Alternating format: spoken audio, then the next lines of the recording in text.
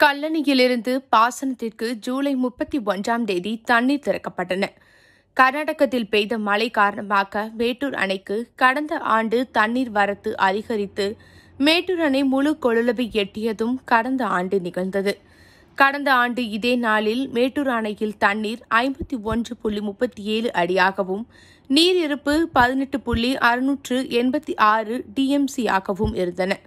நீர்வரத்து 78 கன அடியாக இருந்தது. தற்போது நேற்றைய நிலவரப்படி மேட்டூர் அணையில் நீர்மட்டம் 108.21 அடியாக இருந்தது. நீர் இருப்பு 75.891 டிஎம்சி, நீர்வரத்து 874 கன அடியாக உள்ளது.